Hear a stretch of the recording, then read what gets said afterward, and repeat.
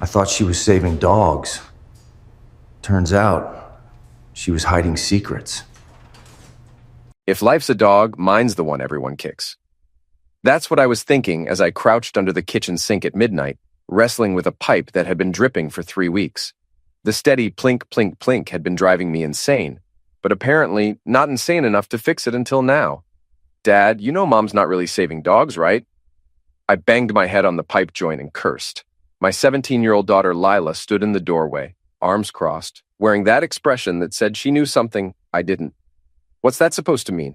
I asked, sliding out from under the sink. "My name's Jack Morrison. I'm 44, and I run a small construction company in Millbrook, New Hampshire. I've been married to Erica for 19 years, and lately she's been spending more time at that animal shelter than she does at home.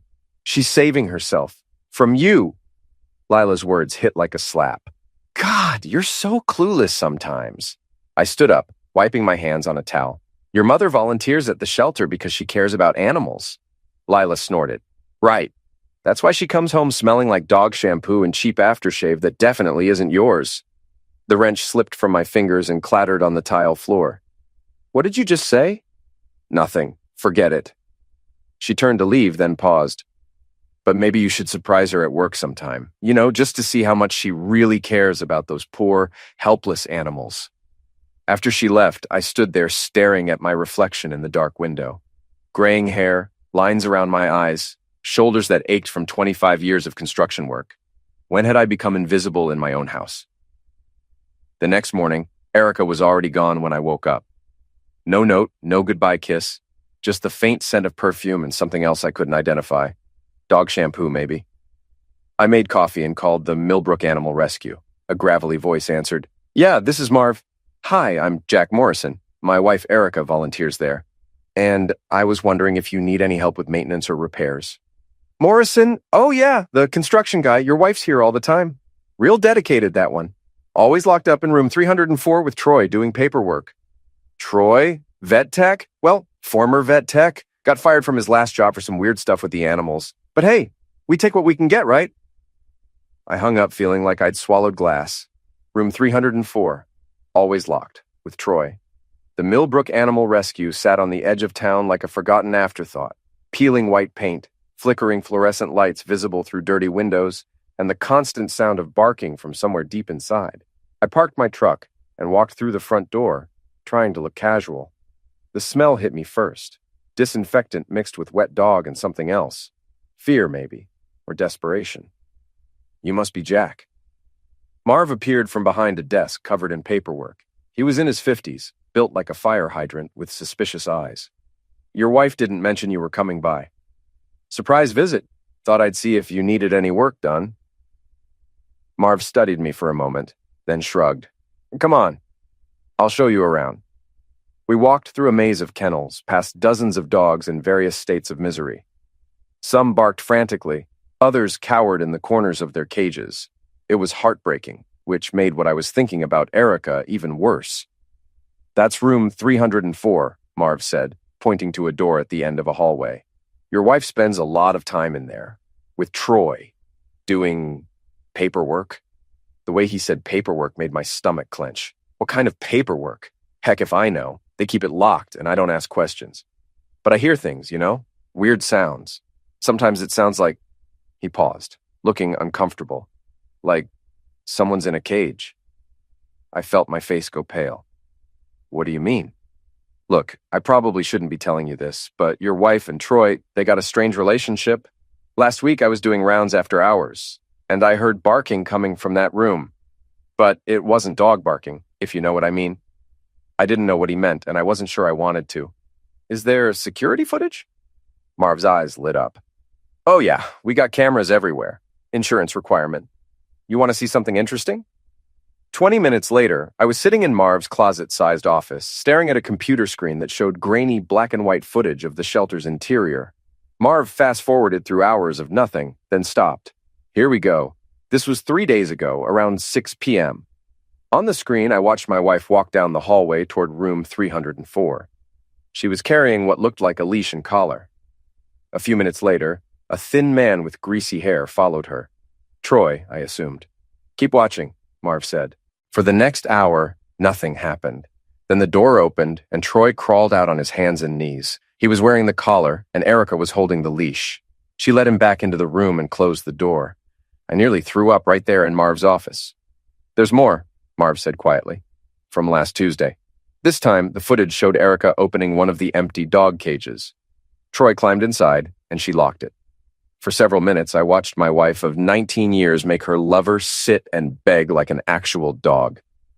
Then she opened the cage and they embraced passionately before disappearing into room 304 again. "Jesus Christ," I whispered. "Yeah," Marv said. "I figured you should know. Your wife's got some interesting hobbies." I stumbled out of the shelter in a daze. My wife was cheating on me with a man who liked to pretend he was a dog in a room at an animal shelter. It was so bizarre, so humiliating, that I almost laughed. Instead, I drove to Ray's boxing gym and beat the heck out of a heavy bag for 2 hours. Ray Kowalski had been my boxing coach since I was 16. He was in his 60s now, built like a tree stump, with hands like concrete blocks and a voice like gravel in a blender. "You look like someone pissed in your cornflakes," he said, watching me pound the bag. "Worse than that." I told him everything. About Erica, about Troy, about the dog collars and the cages and the sick feeling in my stomach that wouldn't go away. Ray listened without interruption, then handed me a towel. "So what are you going to do about it?" "I don't know. Divorce her, I guess. That's the easy way out. She humiliated you, Jack, in the worst possible way. You going to let her get away with that?" "What else can I do?" Ray smiled, and it wasn't a nice smile. "You're a boxer, kid. When someone hits you, you hit back harder. But you don't do it in the ring. You do it where it really hurts." That night, I sat in my truck outside the shelter until closing time. At 8 p.m., Erica and Troy emerged together, laughing about something. They walked to his beat-up Honda Civic and kissed before getting in separate cars. I followed Troy to a rundown apartment complex on the other side of town. He lived on the second floor in a unit with a broken porch light and newspapers piled up by the door. I watched him go inside, then got out of my truck. In my toolbox, I keep a lot of things: screwdrivers, wrenches, electrical tape, and sometimes when I'm working on old houses, I find dead rats in the walls. I'd found a particularly large one last week. It took me about 30 seconds to jimmy the lock on Troy's car door. I placed the dead rat on his driver's seat, arranged so he'd see it the moment he opened the door. Then I went home and waited. The next morning, I was drinking coffee when my phone rang. It was Marv. "Holy crap, Jack. You should see Troy today. He's white as a sheet, jumping at shadows. Someone left a dead rat in his car last night. He's convinced it's some kind of message." "Really?" I tried to sound surprised. "That's weird." "Yeah, weird. Hey, you wouldn't know anything about that, would you?" "Why would I know anything about a dead rat?" Marv chuckled. "No reason, just asking. But between you and me, I think someone's sending Troy a message. The question is, what's he going to do about it?" I was about to find out. The dead rat was just the beginning. Over the next week, I watched my world crumble while I planned my next move. Erica was cold at home, barely speaking to me except when necessary. Lila spent most of her time in her room, probably posting about our family drama on social media. The house felt like a mausoleum.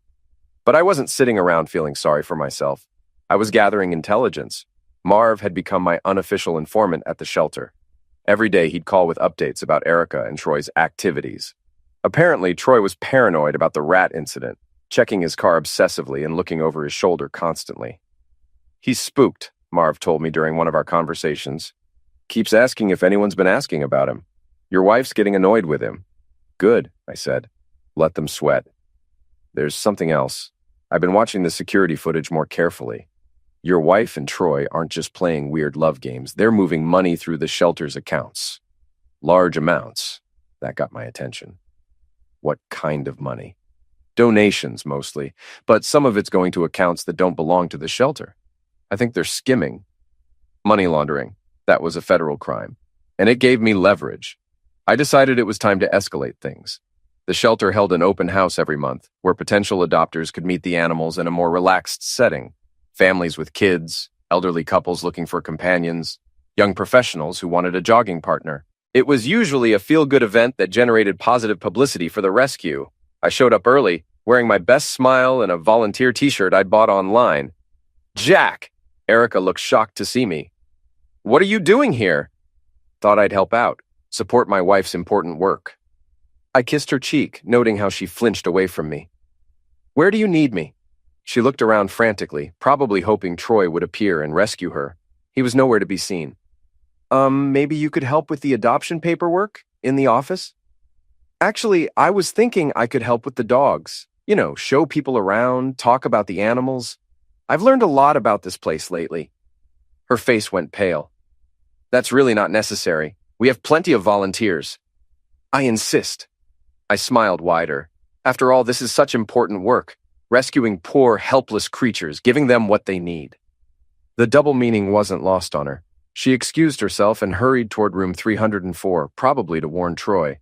The open house was in full swing by noon. Families wandered through the kennels, kids pressed their faces against the chain link, and volunteers shared heartwarming stories about the animals.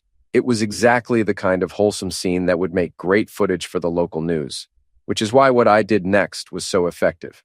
I'd spent the previous night studying the shelter's layout, particularly the kennel locking mechanisms. They were old and poorly maintained, held shut by simple sliding bolts that could be opened with a screwdriver if you knew what you were doing.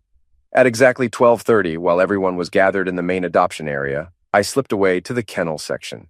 It took me less than 5 minutes to open every single cage door. Then I went back to the adoption area and waited.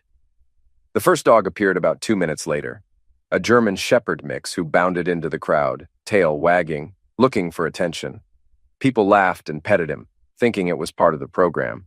Then came the rest of them, 37 dogs of various sizes and temperaments, all suddenly free and excited to explore. Most were friendly, but a few were aggressive, and several were still traumatized from whatever had brought them to the shelter in the first place. Chaos erupted.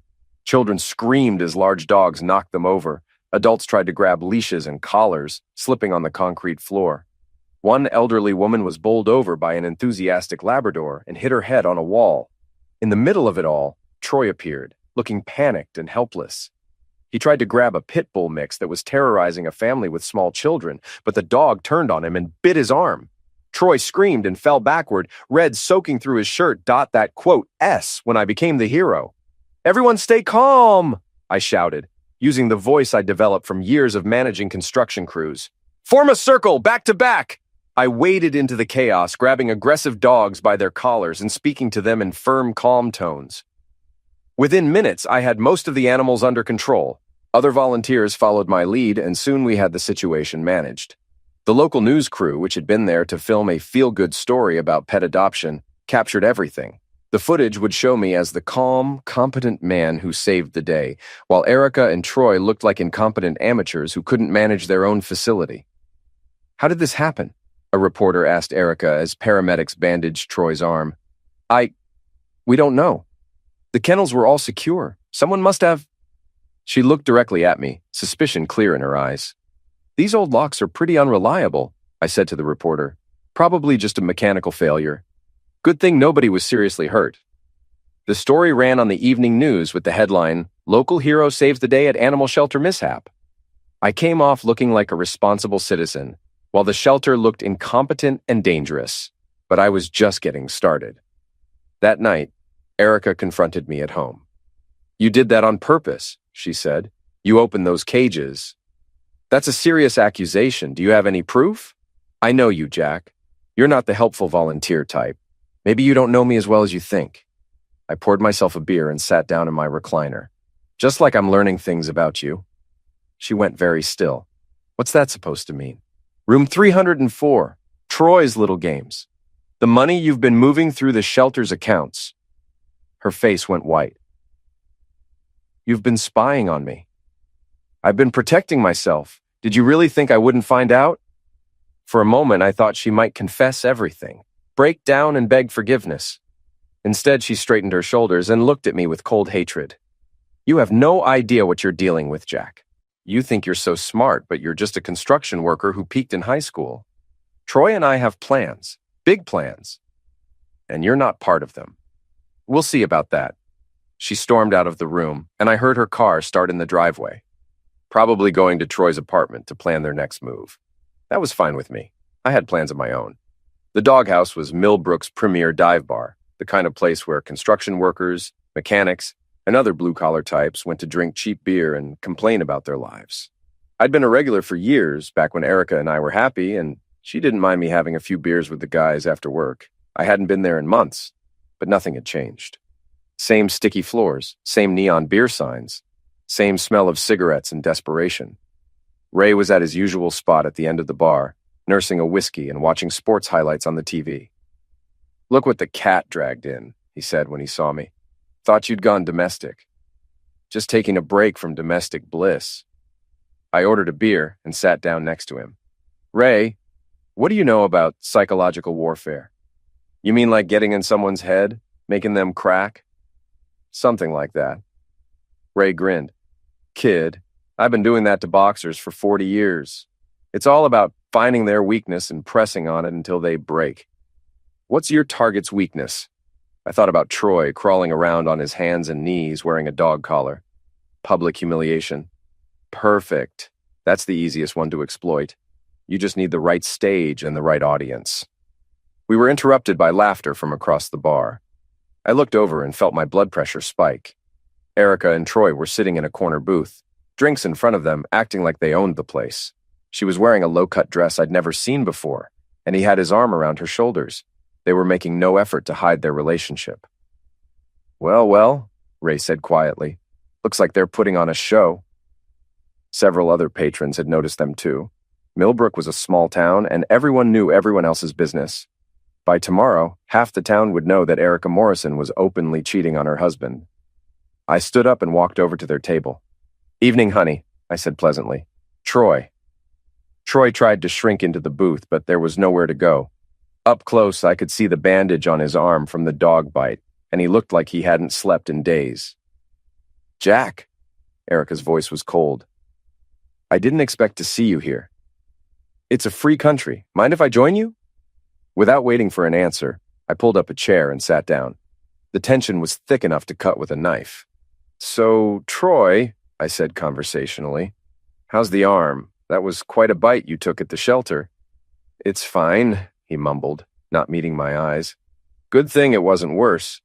Dogs can be unpredictable when they're not properly trained. Sometimes they need a firm hand to keep them in line." Troy's face flushed red, and Erica's eyes flashed with anger. "Is there a point to this, Jack?" she asked. "Just making conversation. It's nice to see you two out together. Very public." I stood up and raised my beer toward the bar. "Ladies and gentlemen, I'd like to propose a toast to lost causes and strays. May they find what they're looking for, even if it's not what they deserve." The bar went quiet. Everyone was watching now, sensing drama. "To my dear wife, Erica, and her new friend, Troy, may their partnership be everything they've worked so hard for." I drained my beer and set the empty bottle on their table. "Enjoy your evening." As I walked away, I heard Erica hiss something at Troy, but I couldn't make out the words. It didn't matter. The message had been sent, and half the town had witnessed it. The next morning, I got to work early and called Marv. "That was quite a performance last night," he said. "Word's already getting around about your wife and Troy." "Good. How are things at the shelter?" "Tense. They're both jumpy, snapping at volunteers, making mistakes. And there's something else. I've been going through the financial records more carefully. They're not just skimming donation money, they're running a whole operation through the shelter's accounts." "What kind of operation?" "Best I can tell, they're laundering money for someone else. Big amounts, too. Hundreds of thousands of dollars over the past year." This was better than I'd hoped. "Any idea who the real player is?" "Working on it, but Jack, if these people find out someone's onto them, it could get dangerous. Let me worry about that. Just keep documenting everything." That afternoon, I decided to do some reconnaissance of my own. I drove to Troy's apartment complex and parked across the street, watching his building through binoculars. At 4 p.m., a black Mercedes pulled up and a woman got out. Even from a distance, I recognized her immediately. Jenna Walsh, Erica's best friend since college and the executive director of the regional animal charity that funded the Millbrook shelter. I watched her go up to Troy's apartment and stay for over an hour. When she came out, she was carrying a briefcase that she hadn't had when she went in. Suddenly, everything made sense. Jenna was the mastermind behind the money laundering operation. She was using her position at the charity to move dirty money through the shelter's accounts, with Erica and Troy as her local operatives. But why would Jenna involve my wife in something so risky? What was her angle? I was about to find out that I'd been asking the wrong questions. The pieces started falling into place when I remembered something that had happened 3 years ago. Jenna had made a pass at me at a Christmas party, when Erica was in the bathroom and we were alone by the punch bowl. I'd turned her down politely but firmly, and she'd acted like it never happened. But women like Jenna don't forget rejection. They get even. I spent the next week gathering evidence. Using skills I'd learned in the Army 20 years ago, I set up surveillance on all three of them. Troy was easy. He was paranoid but stupid, checking his car for dead rats but never noticing the tracking device I'd attached under his bumper. Erica was more careful, but she was also predictable. Same routes, same times, same habits she'd had for years. Jenna was the real professional. She varied her schedule, used different cars, and never stayed in one place very long. But she had one weakness. She was arrogant. She thought she was smarter than everyone else, especially a dumb construction worker like me. That arrogance was going to be her downfall. I also had help from an unexpected source. Lila, who had initially seemed to be on her mother's side, started feeding me information. Mom's been getting weird phone calls, she told me one evening when Erica was out. She goes into her bedroom and talks really quietly, but I heard her say something about cleaning house and loose ends. When was this? Last night, after you confronted them at the bar. She was really upset. I felt a chill. In criminal enterprises, cleaning house and loose ends usually meant eliminating evidence or witnesses. Lila, I need you to be very careful around your mother right now. Don't let her know you're talking to me about this. Why? What's going on? I looked at my daughter, really looked at her. She was 17, smart as a whip, and she deserved to know the truth. Your mother is involved in some very serious criminal activity. Money laundering, fraud, maybe worse. And when criminals get scared, they do desperate things. Her eyes widened. Are we in danger? I don't think so, but I want you to stay alert. And if anything feels wrong, you call me immediately. She nodded, looking more mature than her years. The next day, I put my plan into motion. I'd spent years learning about computer security for my construction business. You have to protect client information, financial records, payroll data. It's amazing what you can learn from YouTube tutorials and online forums.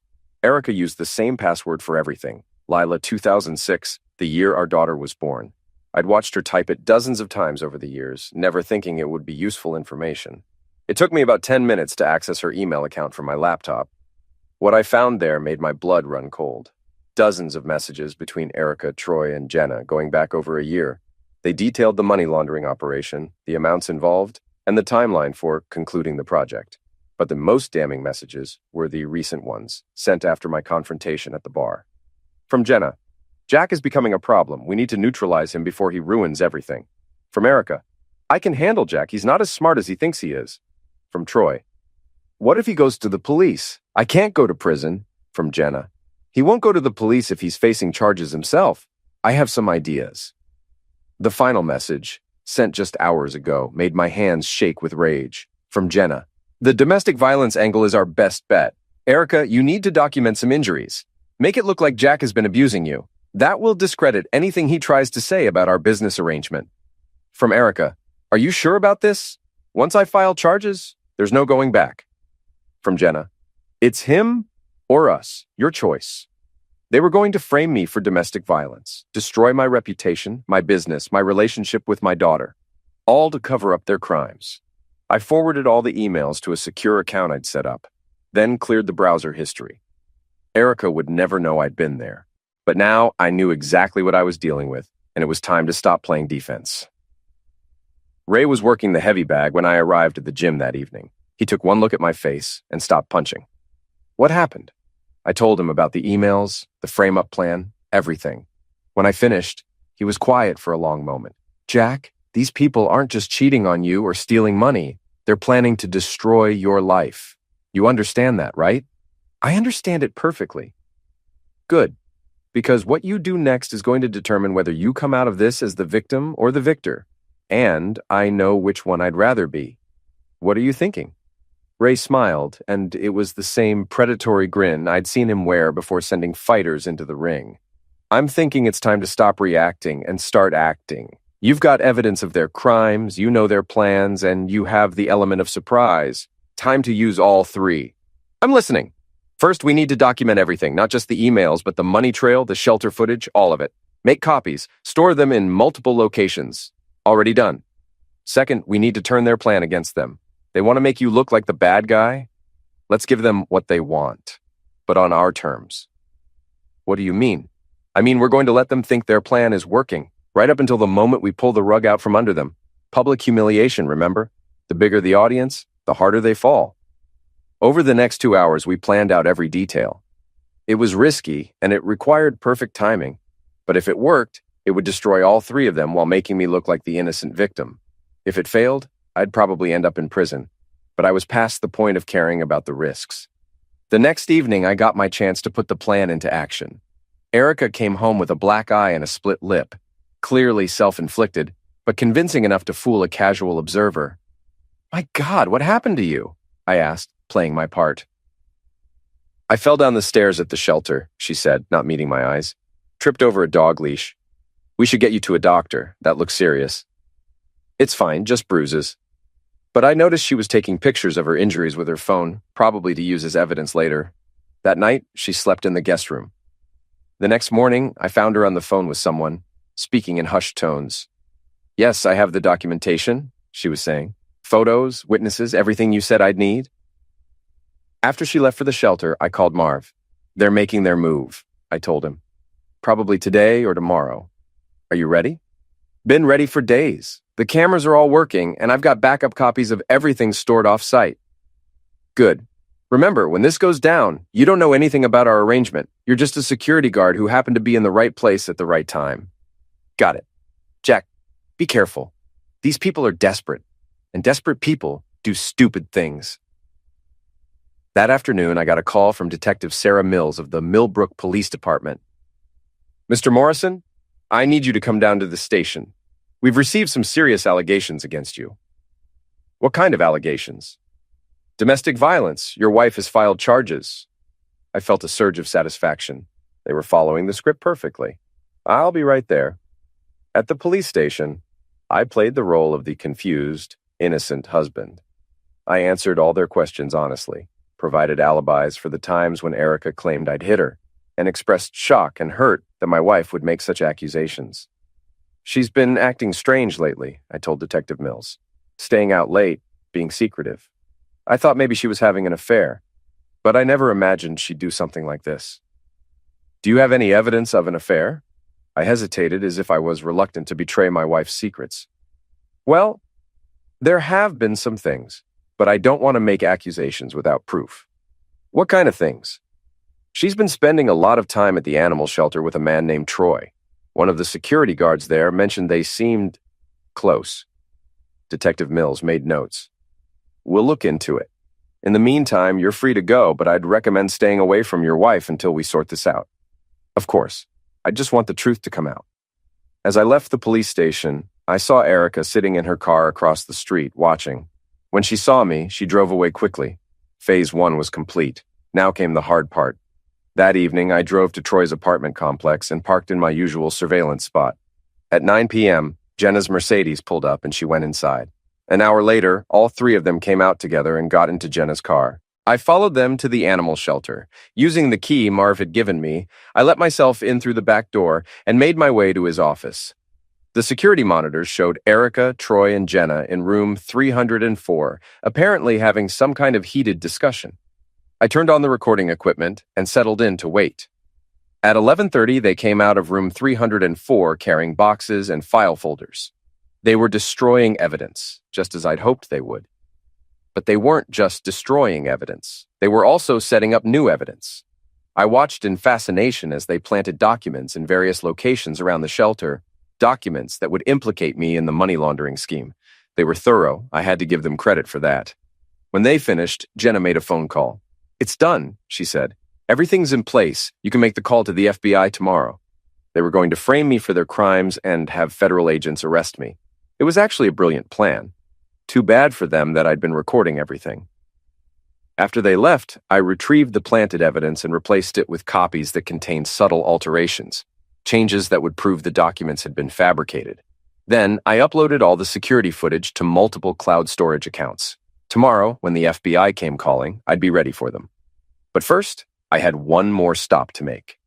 Troy's apartment was on the second floor, accessible by an exterior staircase. The lock on his door was cheap and easy to pick, a skill I'd learned during a misspent youth that was finally paying dividends. Inside, the apartment was exactly what I'd expected. Cheap furniture, empty beer cans, and dog toys scattered everywhere. Lots and lots of dog toys. I went to work methodically. First, I destroyed his prized possession, a racing bicycle that he'd apparently spent thousands of dollars on. I bent the wheels, cut the cables, and poured motor oil over the frame. Then I moved on to the rest of the apartment. I poured dog urine collected from the shelter over several days, on his furniture, his clothes, his bed. The smell was overwhelming. Finally, I left a message on his bathroom mirror, written in lipstick I'd found in his bedroom. "Stay down, boy." I was heading for the door when I heard footsteps on the stairs outside. Troy was coming home early. I had about 30 seconds to get out of there before he discovered what I'd done. I headed for the back window, which opened onto a fire escape. But Troy was faster than I'd expected. The front door opened just as I was climbing through the window. "What the heck?" he shouted. I turned around to face him. He was standing in his destroyed apartment, taking in the damage, his face turning red with rage. "You son of a witch!" he charged at me. I'd been hoping to avoid physical confrontation, but Troy had made that impossible. He swung at my head with a wild haymaker that I easily dodged. Years of boxing training kicked in, and I countered with a short, sharp jab to his solar plexus. He folded like a cheap suit, gasping for air. "Listen carefully, Troy," I said, grabbing him by the collar and pulling his face close to mine. "This is just the beginning. You and my wife and Jenna think you're so clever, but you have no idea who you're dealing with. Back off now or things are going to get much worse for you." He tried to say something, but he was still struggling to breathe. "I know about the money laundering. I know about the frame-up. I know about everything. And if you don't want to spend the next 20 years in federal prison, you'll convince the others to drop this whole thing and disappear." I let go of his collar, and he collapsed to the floor. "Clean yourself up, Troy. You smell like a dog." I climbed out the window and down the fire escape, leaving him gasping on the floor of his ruined apartment. Phase 2 was complete. Now came the finale. The FBI showed up at my construction office the next morning, just as I'd expected. 2 agents in dark suits with serious expressions and federal badges. "Mr. Morrison? I'm Agent Chen. This is Agent Rodriguez. We need to ask you some questions about financial irregularities at the Millbrook Animal Rescue." I played my role perfectly. Confused, cooperative, slightly nervous, but not guilty. I answered all their questions honestly, because I had nothing to hide. When they asked about my relationship with the shelter, I mentioned that my wife volunteered there, and that I'd recently discovered some suspicious activity. What kind of suspicious activity? Well, I hate to say this about my own wife, but I think she might be involved in something illegal. Financial irregularities, like you mentioned. The agents exchanged glances. This wasn't what they'd expected to hear. "Can you be more specific?" I pulled out a folder I'd prepared. "I've been documenting some things. Large cash deposits to accounts that don't seem to be related to the shelter's operations. Meetings with people who aren't involved in animal rescue. Strange behavior from my wife and her associate." I handed them copies of the financial records I'd gathered, along with photos of Jenna's visits to Troy's apartment and timestamps from the security footage. "This is very helpful, Mr. Morrison. We may need you to testify before a grand jury." "Of course, I just want the truth to come out." After they left, I called Ray. "They took the bait," I told him. "The feds are going after Jenna's operation, and I'm positioned as a cooperating witness instead of a suspect." "Beautiful. What about the domestic violence charges?" "Detective Mills called an hour ago. Apparently, they've discovered some inconsistencies in Erica's story. The charges are being dropped pending further investigation. Which means they know she was lying, but they can't prove it yet. That's where Phase 3 comes in. Phase 3 was the most dangerous part of the plan. It required me to put myself in harm's way, but it was the only way to get the evidence I needed to destroy all 3 of them completely. That evening, I drove to the animal shelter and let myself in through the back door. Marv was waiting for me in his office. "They're all here," he said. "Been in room 304 for the past hour, having some kind of emergency meeting. They know the feds are onto them." "Perfect. Is the live streaming equipment ready?" "Ready and tested. We'll be broadcasting to multiple platforms simultaneously. Once it starts, there's no stopping it." "Good. Give me 10 minutes, then trigger the alarm. I made my way through the darkened shelter to room 304. The door was closed, but I could hear voices inside. Angry, desperate voices. "This is all your fault," Erica was saying. "If you hadn't panicked about that stupid rat, none of this would have happened." "My fault?" Troy's voice was higher than usual, stressed. "You're the one who married a psychopath. He destroyed my apartment, threatened me, and now the FBI is asking questions." "Both of you shut up," Jenna snapped. "We need to focus on damage control. The feds don't have enough evidence to convict us if we stick to the story." "What about Jack?" Erica asked. "He knows too much." "Jack is going to have an accident, a tragic construction site mishap. These things happen all the time." I felt my blood turn to ice. They were talking about ending me. "Are you insane?" Troy said. "We're already looking at federal charges. You want to add homicide to the list?" "It's not homicide if it looks like an accident. I know people who can arrange these things." That was enough. I activated the recording app on my phone and prepared to make my entrance. The fire alarm was Marv's cue. When it started blaring, I knew he was beginning the live stream and alerting the authorities. I kicked open the door to room 304. All three of them spun around, shocked to see me. The room was exactly what I'd expected, a bizarre combination of office and dungeon, with dog cages, leashes, and other equipment scattered around. Well, I said, holding up my phone. "Don't let me interrupt your planning session. Please continue talking about having me homicides." "Jack," Erica's face went white. "What are you doing here? Gathering evidence? And broadcasting it live to the internet?" I gestured to the cameras that Marv had installed around the room. "Smile, everyone. You're about to become famous." Jenna was the first to recover from the shock. "You have no idea what you're dealing with, Jack. This is much bigger than you think." "Really? Enlighten me." "The money we've been moving through the shelter, it belongs to some very dangerous people. People who don't like loose ends." "You mean like me?" "Like all of us if this operation gets exposed. Do you think they're going to let us walk away and testify against them?" I felt a chill of real fear, but I couldn't back down now. "Then I guess we better make sure they get arrested before they can hurt anyone." "It's too late for that," Troy said. He was looking at something behind me. I spun around and saw two men in the doorway. Large men with the kind of faces that suggested violence was their profession. "Mr. Morrison," one of them said in a calm voice, "you've caused us quite a bit of trouble." The live stream was still running. Thousands of people were watching this unfold in real time, which meant these men couldn't simply end us and walk away, but they could still make our lives very unpleasant. "I don't suppose you gentlemen would be interested in discussing this reasonably?" I asked. "Afraid not. You've seen too much, heard too much. All of you have." He was including Erica, Troy, and Jenna in that statement. They'd outlived their usefulness, and now they were liabilities. "Wait," Jenna said desperately. "We can fix this. We can make the evidence disappear. Too late, it's already out there." The man gestured to the cameras. "Thanks to your friend here, half the internet has seen our faces." That's when I heard the most beautiful sound in the world. Sirens. Lots of sirens. "Sounds like the cavalry's arriving," I said. The two men looked at each other, then back at us. They were professionals, but they weren't stupid. A live-streamed homicide in front of thousands of witnesses wasn't worth whatever they were being paid. "This isn't over," one of them said, and they melted away into the darkness of the shelter. Moments later, the room filled with police officers, FBI agents, and paramedics. The live stream had worked perfectly.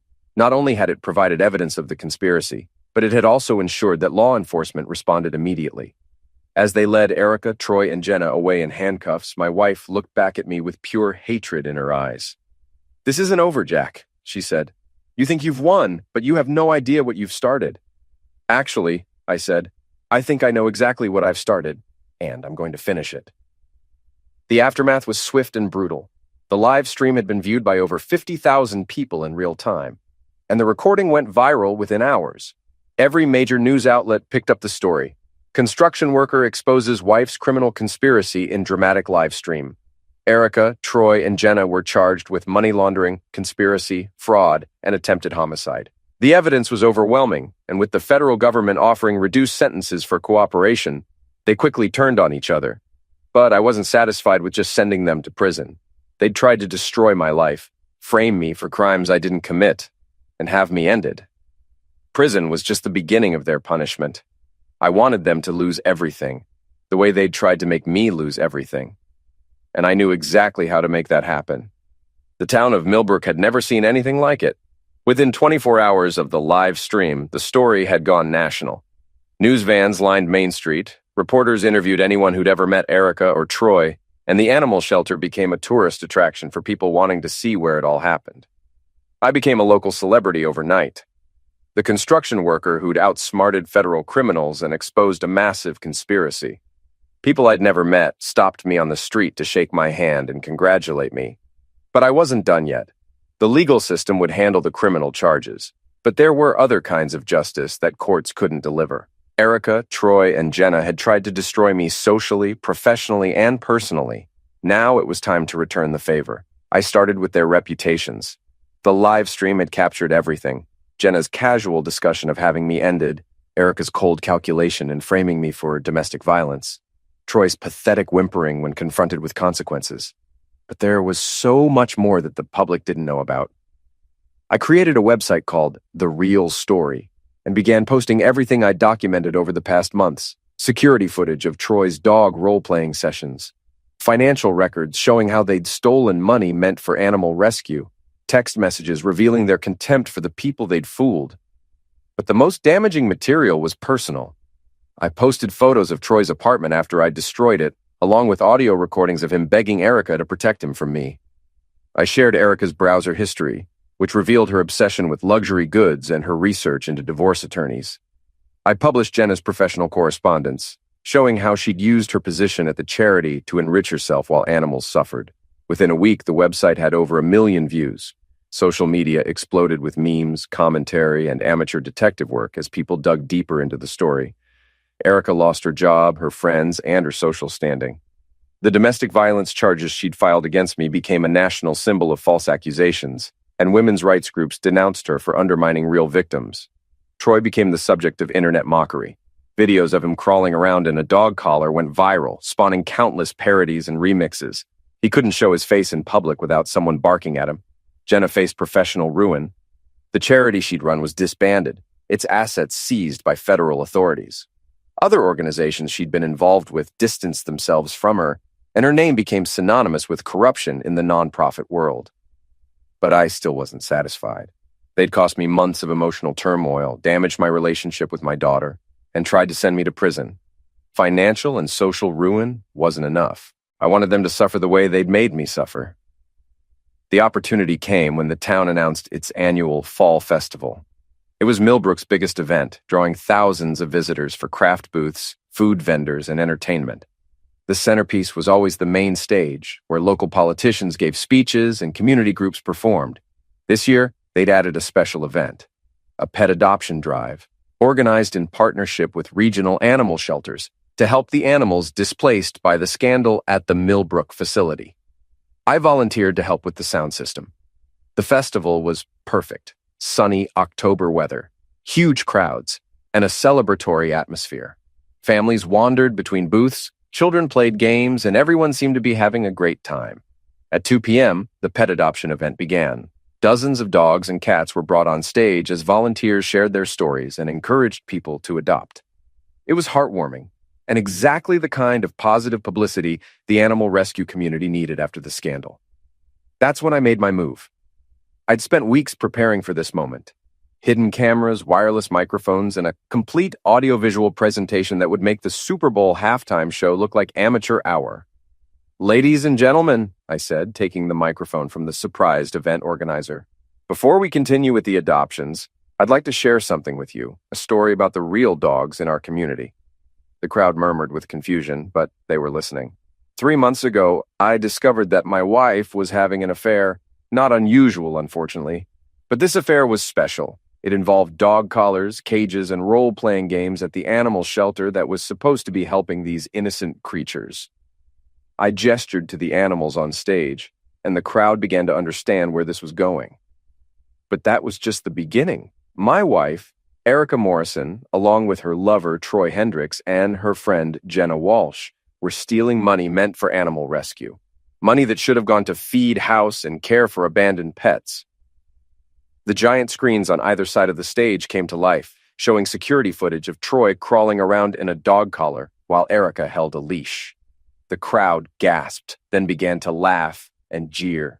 While animals were suffering in overcrowded shelters, these three were playing games and stealing donations. But when I discovered their crimes, they didn't apologize or try to make amends. They tried to frame me for domestic violence and have me ended. More footage appeared on the screens, audio recordings of their conversations, financial records showing the stolen money, and finally, the climactic scene from room 304 where Jenna had discussed having me ended. The crowd was no longer laughing. They were angry. These are the real dogs in our community, I continued. Not the innocent animals who need our help, but the predators who exploit our compassion for their own gain. That's when Troy made his biggest mistake of the day. He'd been watching from the edge of the crowd, probably thinking he could slip away unnoticed. But when he saw himself on the giant screens, humiliated in front of thousands of people, he snapped. "You son of a witch!" he screamed, charging toward the stage. "You ruined my life!" Security tried to stop him, but he was running on pure adrenaline and rage. He made it halfway to the stage before I jumped down to meet him. The crowd formed a circle around us, cheering and shouting. It was like something out of ancient Rome gladiators in the arena, fighting for the entertainment of the masses. Troy swung at me wildly, but months of paranoia and stress had taken their toll. He was weak, uncoordinated, and desperate. I easily dodged his first punch and countered with a straight right that dropped him to his knees. "Stay down," I said, loud enough for the crowd to hear. "Good boy." The crowd erupted in laughter and applause. Troy tried to get up, but I put my hand on his shoulder and pushed him back down. I said stay. He stayed. That's when Erica appeared, pushing through the crowd with tears streaming down her face. "Stop it," she screamed. "Just stop it. Haven't you done enough? Have I done enough?" I turned to face her, and the crowd quieted to hear what I would say. "Let's see. You cheated on me, stole money from animals, tried to frame me for domestic violence, and planned to have me ended. And you're asking if I've done enough? I made mistakes, but this is too much. You're destroying us." "No, Erica, you've destroyed yourselves. I'm just making sure everyone knows about it." She looked around at the thousands of faces staring at her with contempt and disgust. "These people don't know the whole story. They don't know what our marriage was really like." "You're right. They don't know that I worked 60-hour weeks to support you while you played with your friends. They don't know that I forgave you for a dozen smaller betrayals over the years. They don't know that I would have done anything to save our marriage if you'd just been honest with me." My voice was getting louder, carrying across the festival grounds. "But instead of honesty, you gave me lies. Instead of loyalty, you gave me betrayal. Instead of love, you gave me contempt.